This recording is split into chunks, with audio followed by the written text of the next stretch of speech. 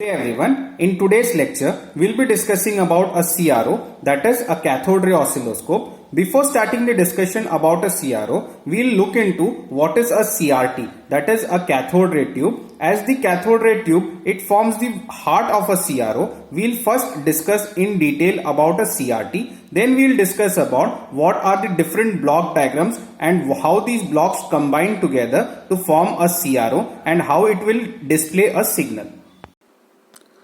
CRO is a very popular instrument and it is abbreviated as cathode ray oscilloscope. It can be found in many different laboratories and it is used for the purpose of display. It is also used for the purpose of measurement and it is also used for the purpose of analysis of waveforms or any other phenomenon in an electrical or an electronic circuit.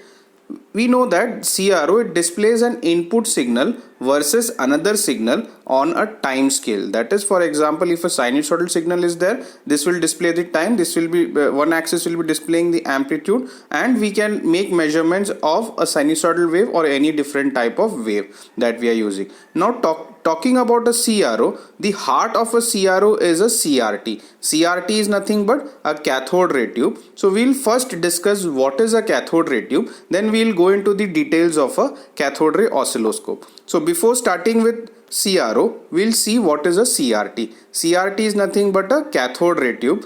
Cathode ray tube, it has many different parts in it. That is, we'll be discussing about this in detail. Now to see what is the practical example of a CRT, the old TVs that we used to have, or that is in this shape, the TVs that we used to have, very bulky TVs that we used to have, it consisted a cathode ray tube. In that similar manner, the old, so this arrangement, this funnel type arrangement inside the TV, it was the cathode ray tube. Also in old computer monitors, there also we could see CRT. So this CRT is used for the purpose of displaying some information. Now we'll be discussing about the CRT in a little detail. Now we know that the CRT has many different parts in it. That is, the 5 major parts of a CRT are electron gun assembly, deflection plate assembly, fluorescent screen, glass tube and base. Now we'll discuss about all these things in detail.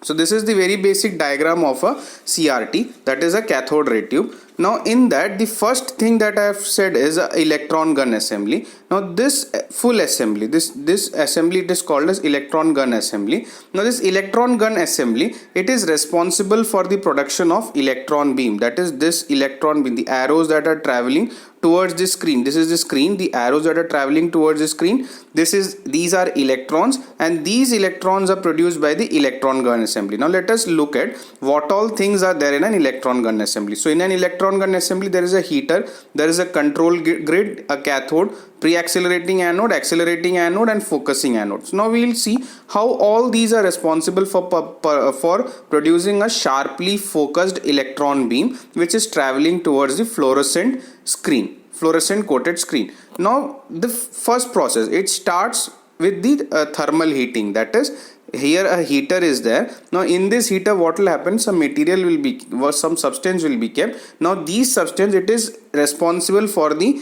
emission of electrons. Now some electrons will be emitted from this. Now here we can see that to this that is, after the heater, a cathode and control grid arrangement is kept. A cathode and control grid arrangement is kept. For example, some material is kept here, some electrons are free. Now to the cathode, negative potential is given. To the cathode, some negative potential is given. So negative potential in both the sides. For example, I am giving negative potential. So electron is also negatively charged. Negative and negative, there is a repulsion. So it means that the electron will come to the center, and to the center a small opening is kept, and if the electron wants to escape, the electron will have to escape from this small opening. So here, that from the diagram, it is quite clear.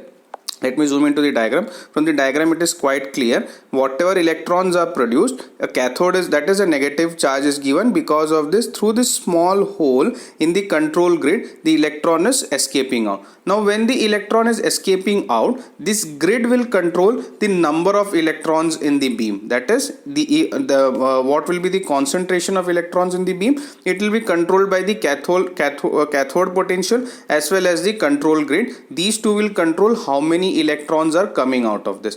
The number and speed of of electrons, it will determine the intensity or brightness of the light which is emitted from the fluorescent screen because of electron bombardment. So it is quite evident, that is, it's quite clear that these electrons are moving towards the screen. Now if for example more number of electrons are there, it means that more intensity, the intensity of light that is produced or the intensity of the image that is produced, it will be more clearer. And it will depend on two factors, that is number and speed. Speed because the kinetic energy, because if with more energy if bombardment is done, then more light will be produced, that, and if more quantity of electrons are coming, then also more light will be produced on the fluorescent screen.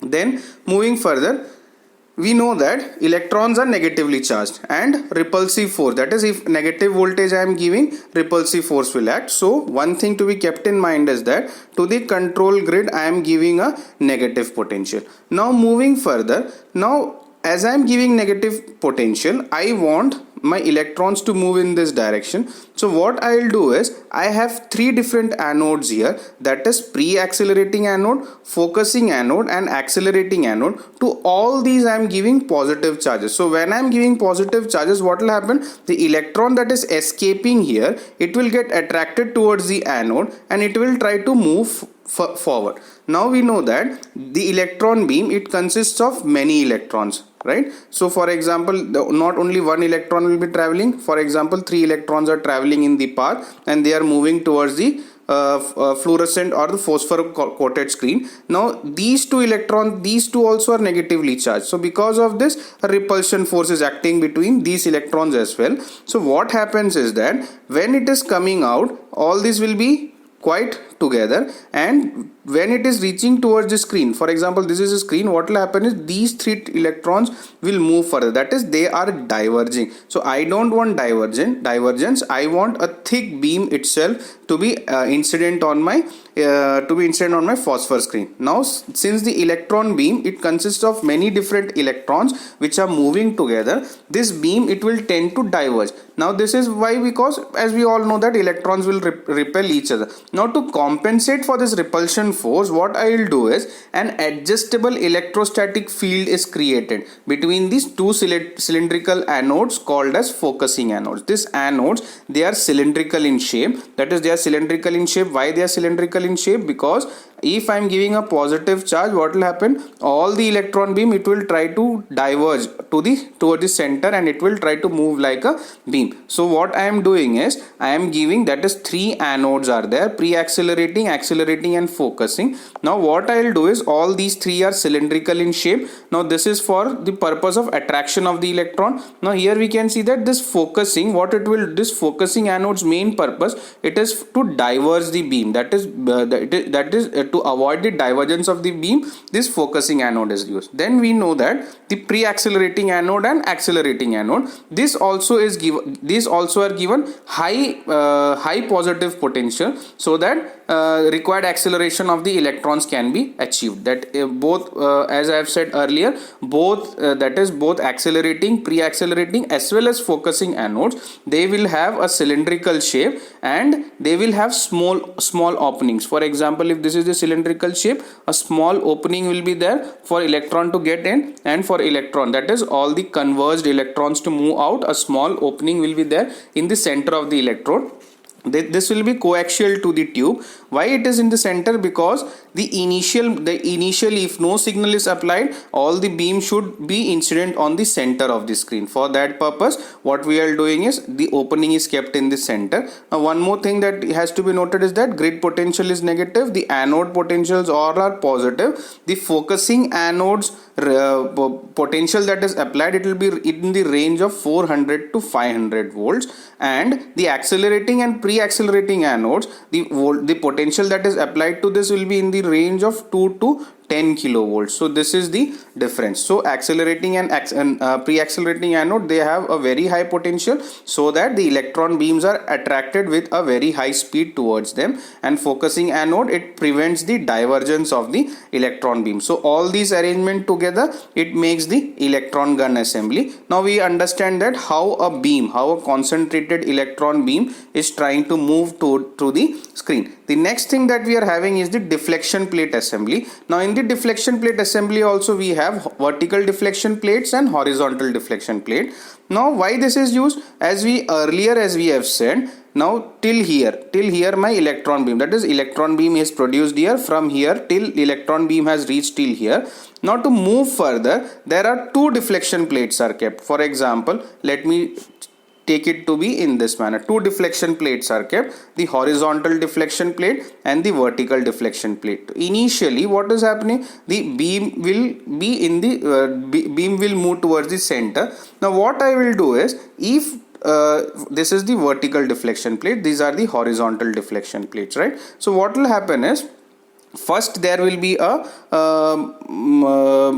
vertical deflection plate. Now what this vertical deflection plate will do is, depending on what type of potential I am giving, right? For example, take this to be grounded, these two will be grounded. Now to this vertical deflection plate, what potential I am giving, based on that my dot will move. For example, if I am giving a positive potential here, this means that my spot will move to this direction.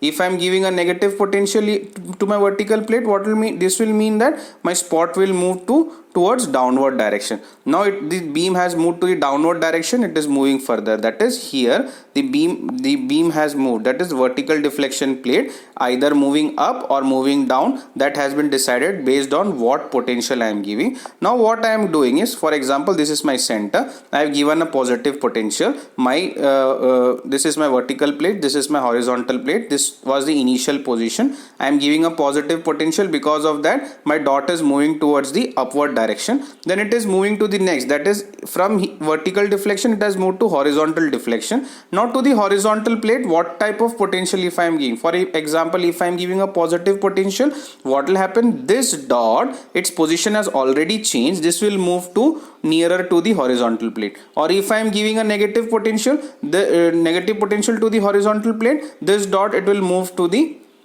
opposite direction, that is it will move away from the horizontal plate. Now for example, if to the vertical plate and to the horizontal plate, if I am giving positive voltages, if I am giving from the center, when at vertical deflection plate the dot will move up, and at the horizontal deflection plate the plate will move toward the dot will move towards the horizontal plate. So this will be the final position of my dot. Now to adjust the position of the dot, what I will do is, I can use my vertical deflection plate and my horizontal deflection plate. Now when we are talking about this, there are two different terms that come into picture, that is the deflection sensitivity. Deflection sensitivity is denoted as D by ED. D is nothing but the deflection on the screen, and ED is nothing but the deflection voltage that we are giving, or this can also be denoted as LLD to DEA, where L is nothing but, capital L is nothing but the distance between the screen and the center. LD, that is L suffix D, is nothing but the length of the deflection plates. D is nothing but the distance between the deflecting plates, and EA is the value of the accelerating voltage. So using this, what I can do is, I can determine what is the sensitivity, deflection sensitivity of my CRT. Then another factor that is coming in picture is G. G is nothing but 1 by S. This is denoted as volts per meter, and S, that is D by ED, it is denoted in terms of meter per volt. So these are the two important factors that come into picture, that is depending on these factors I can determine how my spots are deflected. Now for example, if the electron, if they are traveling with very high speed, what happens, the vertical deflection and the horizontal deflection plates, it will travel out of these two plates very speedily, and because of this beam is not able to make any movements, and this will directly come and hit at the center. Now this type of beam, it is called as hard beams. These type of beams are called as hard beams. So these are the first two main parts. The next main part is the fluorescent screen. This is the fluorescent screen. Now fluorescent screen is made up of phosphor material. Now this phosphor material is used because when electron is bombarded on this phosphor material, it will emit some light. So because of this property, phosphor screen, the fluorescent screen that we are using is made up of the material that is phosphor. In some cases what will be done is zinc and manganese. Some traces of zinc and manganese will be added to phosphor, and it will give a greenish trace. The greenish trace that we are getting is because of that is normally the CROs that we use in laboratory, in that we get a greenish trace. It is because of the addition of phosphor, zinc and manganese. All these three are added in some quantity. This is called as willemite, and because of that we are getting the familiar greenish trace that we are getting. Now one more thing that we have to keep in mind here is that, for example, the phosphor screen is there. When electron is bombarded on this, light will emit. Now light will emit. For what duration this spot will be there on the screen? For example, will it there be for 2 seconds? Will it there be for 5 seconds? Now this is called as persistence. That is the time period for which the trace remains on the screen. Trace or the spot, it remains on the screen. It is called as persistence. So persistence are of three types, that is medium persistence, long persistence and short persistence. Normally the general purpose CROs that we use, they have medium persistence. For study of transient effects we use long persistence beams we use, and for study of extremely high speed phenomenons we'll be using short persistence we'll be using. Now one more thing that is important, it is called as phosphor burn. Phosphor burn is nothing but, for example, if the when the electron beams are incident, there is a kinetic energy with the electron beam that is traveling. Now because of this kinetic energy, two energies will be produced, that is heat plus light, both this will be produced. Now for example, if the quantity of heat is very large, what will happen? It will burn the screen, and because of that some portion of this screen, for example, high velocity beam has been incident here, many times it has been incident here. Now this portion of the phosphor, it will get burned out and no phosphor will remain here. Black spots will be appearing. So this is called as my phosphor burn. Now phosphor burn is damaging, and it is also sometimes it is very destructive. This will degrade the light output of the phosphor, and sometimes it causes complete phosphor destruction. Hence we should have the phosphor that we are using, it should have high burn resistance. Now one thing can be done, that is to avoid this, we can go for aluminizing. Aluminizing is nothing but coating the phosphor screen with aluminium, with an aluminium layer. Now when we are doing aluminizing, we can avoid three things. We can avoid the buildup of charge. What that is, for example, when electrons are coming and getting bombarded, there is a tendency that electrons will stay here. Now when electrons stay here, this phosphor screen, it will become negatively charged. So it means that the incoming electrons, they will get repelled, and for example, if 10 electrons had to be incident, what will happen? 3 will get repelled back, only 7 electrons will be incident on the phosphor screen. So to avoid the buildup of these charges, we can use aluminizing, we can use. Now when we are using aluminizing, we can avoid the buildup of charges on the phosphor screen. Then second thing that we are getting is aluminium is reflective in nature. So what happens when the beam strikes and some light is emitted back into the tube, it will be reflected back towards the viewer, so the viewer can get more bright images they can get. So this is that is for more brightness. We can also, for using aluminizing, we can get more brightness as well. And the third factor that we are getting is that the aluminium, it has heat absorption properties, so it will act like a heat sink for the phosphor, and this will reduce the chances of phosphor burn. So aluminizing has three major effects. The three major effects are to avoid the buildup of charge, it will act like a reflecting material, it will act like a heat sink. So these three things we can achieve using aluminizing. Then the commonly used screen, it is of a material called as P31. P31 is widely used because it has some very desirable properties. That is, the first, it will give a color to which human eyes response is maximum.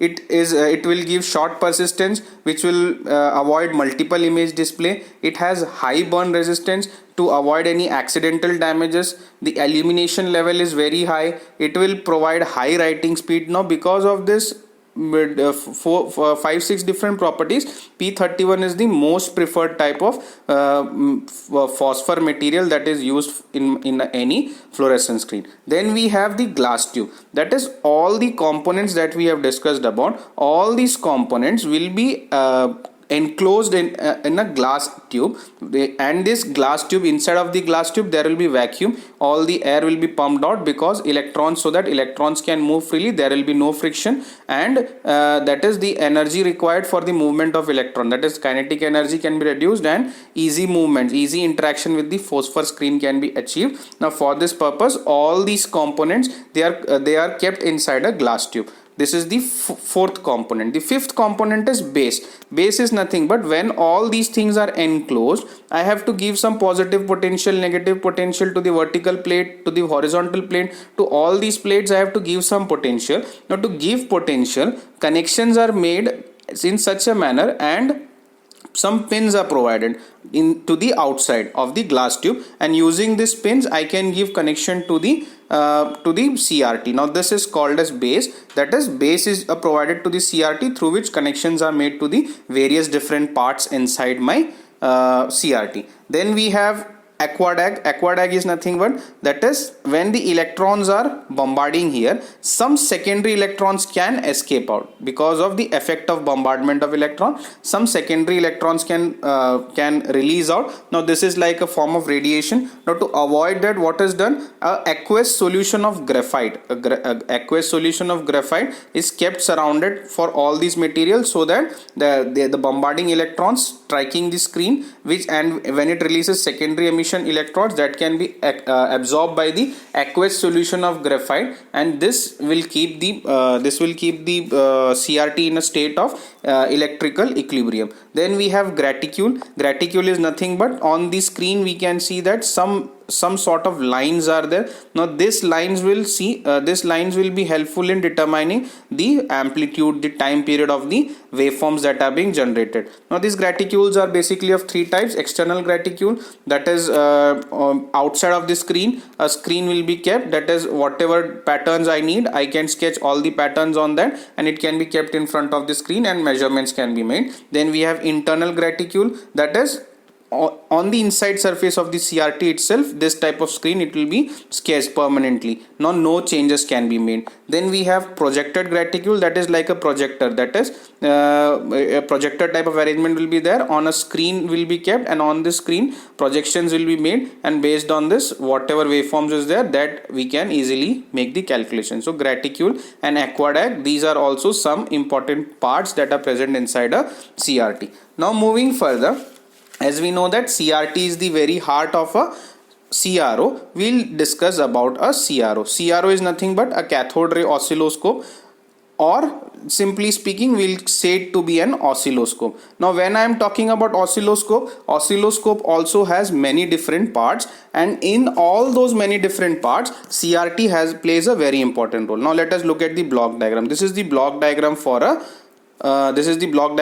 CRO. Now here we can see that some calibration circuits are there, attenuators, amplifiers are there, some time based generators are there. Then we can see that some synchronous selector switches are there. Now this is the CRT, that all these connections are giving supply to the CRT. Now this CRT, it will give the output, that is whatever luminous output that I am getting, this will be given by the CRT. So the CRT is the very heart of a oscilloscope. Now let us look at the various parts that are there in a oscilloscope. That is, let us see vertical deflection system, horizontal deflection system, synchronization, blanking circuit, intensity modulation, positioning control, focus control, calibration circuit, and astigmatism. Now all these 10 different types of parts are present in an oscilloscope. Now let us discuss about each and every part in detail. Right, the first thing is my vertical deflection system.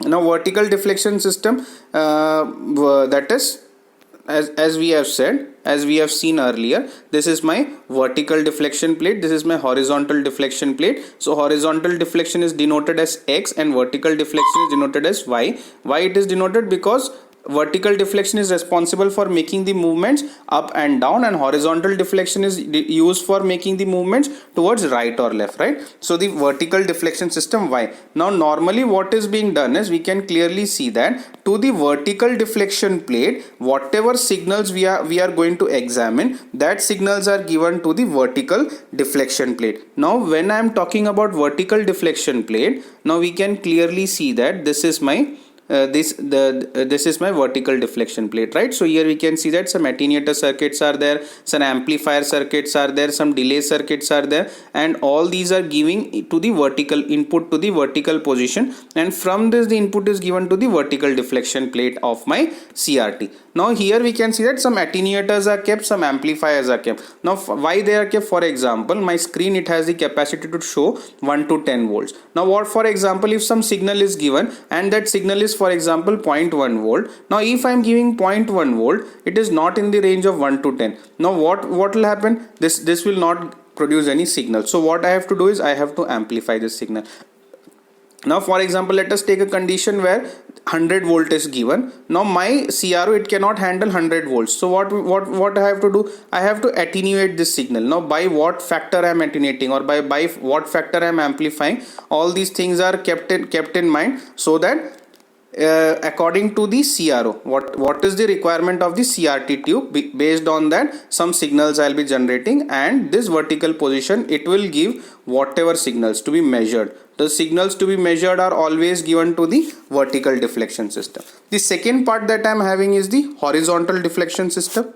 Now in the horizontal deflection system, we can see here that they are also supplied by an amplifier, right? So here also we can see an attenuator is there, an amplifier is there. But one thing that we have to see here is that the input was given to the vertical plate, but to the horizontal plane, input is given from the system itself, that is from the any time based generator or any triggering circuit. It will be giving input to the horizontal amplifier. Though horizontal amplifiers are always fed by a sweep voltage that provides a time base. Why? For example, if this is the sinusoidal wave, now this sinusoidal wave, it is measured with respect to time t. The amplitude, that is the amplitude y, is measured with respect to time t. Now for measurement of this, some time based signals has to be generated. Now these time based signals, they are generated by the horizontal amplifier. That is, for example, if it is decided that in 1 second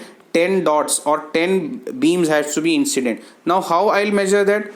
Right? So all these measurements are done by the sweep voltage. Now sweep voltage, it gives the time base for the CRO. Now we can see that the external signals are applied to the horizontal deflection system. Sometimes external signals are also applied. Now the selector switch is there, as we can clearly see here that selector switch is there. Now these selector switch, it is in 3 modes, that is internal, external and line frequency. We'll be discussing about this in some time. We'll be discussing. Then there are different type of sweeps are there. What are the different type of sweeps? For example, what I can give is, I can give sawtooth waveforms. I can give. Now these sawtooth waveforms will also act as a time base. Or what I can do is, I can give some square waveforms also can be given. Now for example, what I can do is, this sweep can be generated continuously, or what I can do is, when the signal is given, at that time only sweep will be generated, other times no sweep will be generated, right? So in this manner, different type of sweeps we have, that is triggered sweep, driven sweep, non-sawtooth sweep, free running sweep. All these different type of sweep signals are there. All these sweep signals, it serves the purpose of generating a time base. Then we have synchronization. Why synchronization is necessary? Because synchronization is necessary because whatever signal I am going to measure, it should be on a time base. Now this time base, it is achieved by the purpose of synchronization. That is, for example, if when t is equal to 0, the signal was 1. When t is equal to 1, the signal was 3. Now for example, if the time base is not there, the waveform, it will not be it will not come in this manner. What will happen? The waveform, for example, one will be displayed here, then 3 will be displayed somewhere here, 4 will be displayed here. That is, signal will be displayed, but it will not be in the proper manner which it has to be displayed. That is, it will not be synchronized with the time. Now for that purpose, synchronization is very necessary. That is, we can see that if it is not done, the pattern is not stationary and it will appear as if it is drifting across the screen in any random fashion. Now talking about synchronization, there are 3 types as said: internal synchronization, external synchronization, line frequency. This is a selector switch. When the selector switch is kept to the internal position, it means that the internal sweep generator is used. That is, horizontal plate to the horizontal plate, internal sweep generator signals are given. External, when the selector switch is moved to the external, it means that an external trigger source can be used. That is, externally any triggering circuit if I am having, that triggering signals can be used as a time based. Then I have the line frequency. That is, the line frequency, for example, if it is 50 hertz, what I can do is this 50 hertz signal I can use and it will serve as a time based for whatever measurements I am taking. So here we can see that the horizontal amplifier or the horizontal deflection plate, it has a synchronization which works in 3 different modes, and it has sweep generators. Many different type of sweep generators can also be used. Then we have a blanking circuit. Now why a blanking circuit is required? Because what will happen during this slow movement of spot. For example, let me consider this to be my scale. Now spot is moving in this manner, spot is moving to this direction. During this slow movement of spot, if blanking is not given, what will happen? It will appear as if a straight line is there. I cannot see the movement of spots. It will appear as if a straight line movement is there, and I cannot even make out where this is starting, where the cycle is starting, where the cycle is ending. How I can make out if it is a straight line? Now to avoid that, what we will do is, we will be using a blanking circuit. We will be using. Now what this blanking circuit will do is, that is this it will eliminate the retrace, or what it will do is, this blanking circuit is operated by applying a high negative voltage to the grid during the flyback period TR. Now what will happen is, because of this, more amount of, as we have said in the grid, more negative voltage when I am giving, more amount of electrons will be coming out. That is, for example, initially only 1 electrons were coming out, and at one duration, because of more applied voltage, more electrons will come out. Now when more electrons will come out, for example, if a line is there, what will happen? A bright spot will be made here. Now when bright spots are made here, I can understand, okay, this is one cycle, from this point the other cycle is starting. Now this is the basic use of a blanking circuit. The blanking circuit, it also serves a purpose. For example, on the screen, when more number of electrons are deposited, what I will do is, to the screen I'll give a positive signal. I'll give. Now because of the giving of this positive signal, what will happen? This electrons, whatever it is deposited, it will neutralize, and more electron, that is the upcoming electrons, they can easily be incident on they can easily bombard on this phosphor screen, and they can give the output. This is also one of the function of the blanking circuit. Right, the blanking voltage, it is also generated by the sweep generator, because the sweep generator is responsible for maintaining the time base. Now based on this sweep generator, blanking circuit will also act. The next thing that we are having, the fifth portion that we are having, is intensity modulation. Now the intensity modulation is done by inserting a signal between the ground and cathode. That is, this is the intensity modulation signal. Now here we can see that periodic positive pulses are applied to the grid. Alternatively, negative pulses are also applied to the cathode to brighten the beam during its sweep period. That is, as I have said, for example, if this is a sine wave that is progressing, now in this sine wave, a bright beam, it will appear after some regular intervals to show that cycle is started at this particular point. Now this is also done, this can also be done using intensity modulation. Using intensity modulation, depending on what type of signals I am giving to the control grid, what I can do is, I can determine how much brightness, what brightness of the spot will be felt in that is to the user, what will be the brightness of spot. That is periodically brightened spots can also be used as markers, or I can control the intensity of the spot, or the thickness or the brightness of the spot of the signal that is generated, I can control. Then we have positioning controls. Now we know that the positioning of the trace on the screen, it is done by applying small independent internal DC voltages to the deflecting plates, and this control can be exercised by varying with the help of potentiometers. So as we clearly know that we have horizontal position control and vertical position control. Now these can also be used for what? For varying the direction of the beam. For example, beam has to travel in this direction, has to travel in this direction, has to travel to the center. All these things can be achieved using position controls. We can achieve. That is what I can do is I can fix. That is, for example, initially the beam was in the center. Now what I am doing is I want this, for example, if this is my sine wave. Now if I want to move my sine wave upwards for proper measuring, or if I have to move it downwards, now this can easily be achieved by using position controls. Now what I'll do is, for example, if when this spot was in the center, for that the vertical plate was given a 0. Now what I will do is, instead of the 0, I'll make it to be a 2 volt. Now when I am making it to be a 2 volt, now this spot will move to a different position, and from this position will act as the reference. Instead of the 0, this position will act as the reference. Now these adjustments can also be easily done using position control. Then next we have focus control.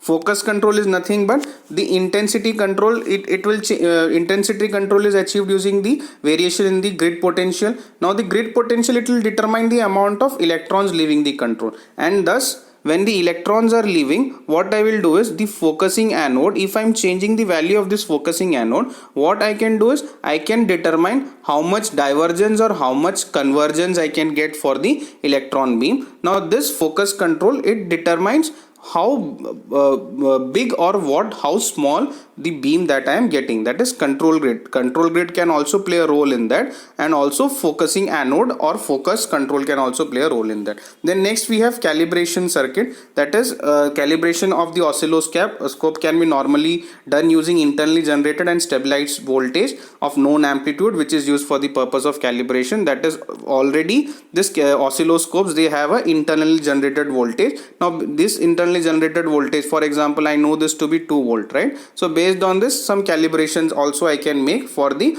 voltage that I am, or for the signals that I am measuring. Then next is astigmatism. Astigmatism is nothing but, for example, if a lens is there and out of this lens some beams are moving out, and all these beams has to converge at this point, but all these beams, if it is not converging at this point, it is called as astigmatism. Now converging all the beam to a particular point, this can be achieved easily. That is, to focus the spot correctly, it is necessary to stop it near the center of the screen by switching off the time base and adjusting the X and Y positioning controls. The spot is then made as sharp as possible by successive adjustments of focus, astigmatism controls, intensity control. All these we can easily use, and I can see that all the beams are converging at the same point. That is, after all these operations, that is the operation of the control grid, the operation of accelerating anodes, the operation of focusing anodes, there are chances that all the electrons will not travel via the same path. Now what I will do is, astigmatism control is used for focusing all the electrons to a same point. That is, if it is moving this direction, all the electrons should move in this direction, and it should give a dot here. If all are moving in the center, it should give a dot in the center. So in this manner we can clearly make out that the oscilloscope, the functioning of an oscilloscope. Talking about the functioning of an oscilloscope, there are 10 different blocks: vertical deflection system, horizontal deflection system. To the vertical deflection system, signal is given. To the horizontal deflection system, it is used for time based generation. Then we have synchronization. Synchronization is used for the control of to proper synchronization of the signal from outside, that is the signal that is to be measured, and the time based signals. Then we have blanking circuits. Blanking circuit is just for determining if, for example, straight line is passing, to determine where my signal is starting, where it is ending. For that we have blanking circuit. Then we have intensity modulation. Intensity modulation is achieved by control grid, by varying the potential of control grid. Then we have positioning control, that is vertical position and horizontal positioning control. How much, that is how much I have to fix, what is the reference point, to decide that I can use positioning control. Then I have focus control. Focus control is used for determining the brightness of the spot that is being made. This is achieved using the focusing anode. Then we have calibration circuit, that is already an internally generated stabilized voltage is there in an oscilloscope. Now based on that, comparisons can be made for the output signal that I am getting. Then I have astigmatism. Astigmatism is focusing all the electrons to a same point, rather than diverging the electrons, focusing all the electrons to a center point, that is called as astigmatism control. Now all these things together, it makes an oscilloscope. But we can clearly see that for the displaying the output of an oscilloscope or for a CRO, CRT is the heart. That is, without a CRT, CRO cannot display any signals.